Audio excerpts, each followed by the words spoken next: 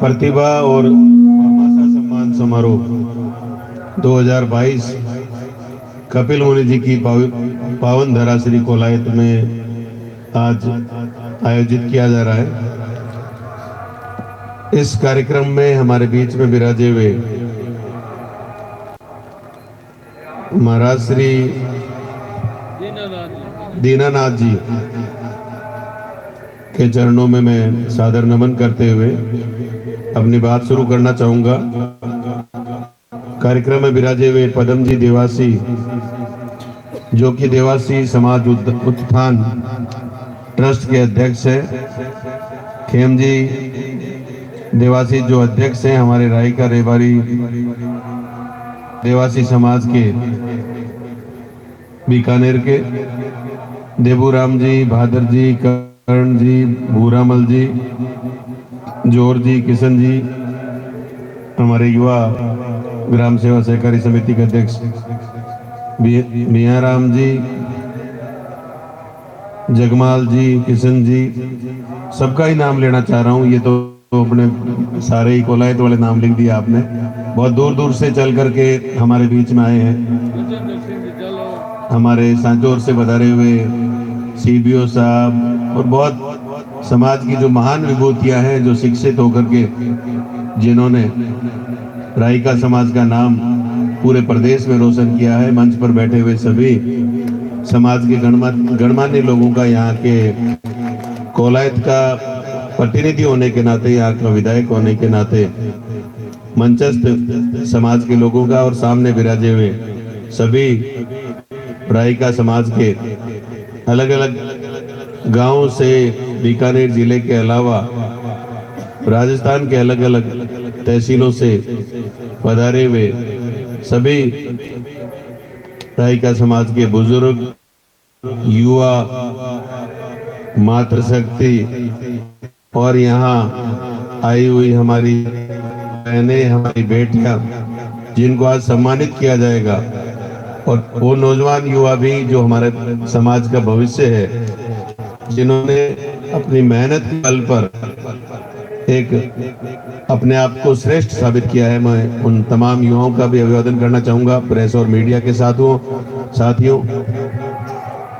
और यहाँ मंच पर विराजे हुए हमारे कोलायत के प्रधान जी, परम आदरणीय जवाहरलाल जी सेठिया साहब, उप प्रधान जी रेवत राम जी जो सामने विराजे हुए हैं, कोलायत के उप प्रधान जी रेवत राम जी सवाल साहब, मोहनदास जी चारण जो हमारे बीकानेर जिला परिषद के सदस्य हैं, यहाँ विराजे हुए रामेश्वर भूतरा जी जो गढ़ियाला के सरपंच हैं, ओम प्रकाश जी सैन साहब, मूलचंद जी पंचारिया जी, पीआरओ साहब, गेवर सिंह जी हमारे पंचायत समिति के सदस्य, भाई मनीष सेठिया जी और तमाम रमेश भाई और सभी कोलायत के हमारे प्रबुद्धजन, नौजवान, युवा साथियों। सबसे पहले तो मैं आप सबको, रायका समाज को विशेष धन्यवाद देना चाहूँगा कि पिछले साल भी आपने आयोजन किया और समाज की जो प्रतिभाएं हैं, जो एजुकेशन में आगे बढ़ी और जिले स्तर पर, राज्य स्तर पर अपना नाम रोशन किया, उन सबको बीकानेर संभाग के बच्चे और बच्चियों को सम्मानित किया आपने पिछले साल भी और इस साल भी।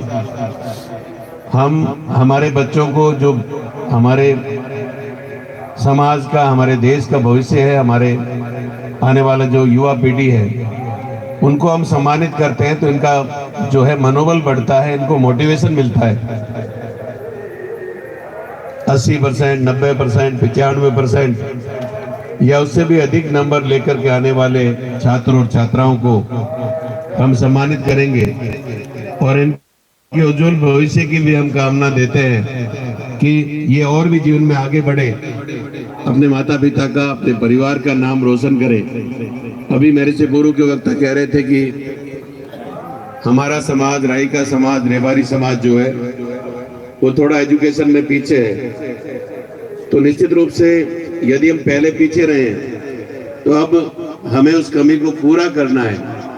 वो तभी संभव है जब समाज के जहाँ बुजुर्ग मुखियान जो बैठे हैं, हम सब लोग ये तय करें कि हम हमारी बेटियों को भी पढ़ाएंगे, हम हमारे बेटों को भी पढ़ाएंगे और उनकी पढ़ाई पर पूरा ध्यान देंगे।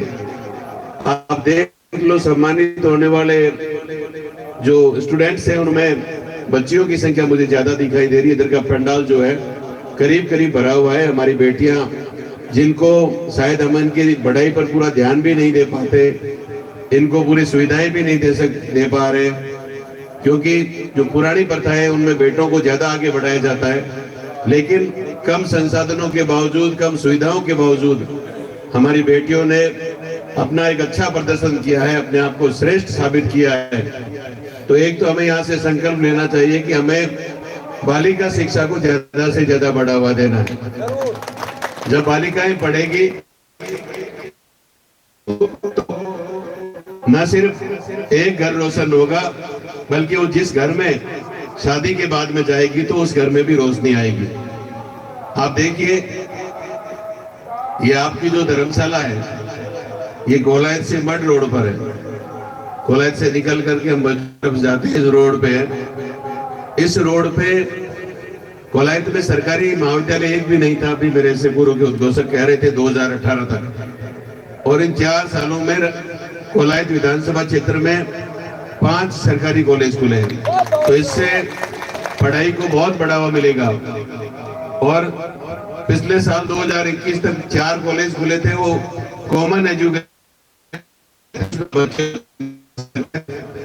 लेकिन मैंने सोचा हमारी बच्चियों के लिए एक अलग तो 2022 के बजट में कोलायत में नर्मला के पास ये भोपसी जी की जमीन है, उससे आगे वाली जो जमीन है वहाँ कन्या महाविद्यालय बन रहा है। बालिकाओं का महाविद्यालय इसी रोड पे है, और बालिकाओं के लिए 12वीं तक का 5.5 करोड़ रुपए से चर्चा। लेकिन आपका समाज है वो अब एक तरह से जागरूकता की तरफ बहुत तेज गति से आगे बढ़ रहा है। समय समय पर आयोजन होते हैं, बीकानेर में भी आयोजन हुआ, उसमें भी मैं आपके बीच में। तो निश्चित रूप से हमें पुरानी कुरीतियों को छोड़ना चाहिए और समाज को आगे बढ़ाने के लिए हमें प्रयास करने चाहिए। कपिल मुनि जी का मेला भर रहा है, लाखों लोग यहाँ आएंगे। आज तो क्या एक दिन पहले का समय, दूर से आने वाले लोग आ गए, लेकिन कल समाज के बड़ी संख्या में 36 कौम के लोग आएंगे। बीकानेर में राइका समाज के लिए भूमि आवंटन की बात लंबे समय से चल रही है, लेकिन पिछले कार्यक्रम में मैं आपके बीच में आया भी था।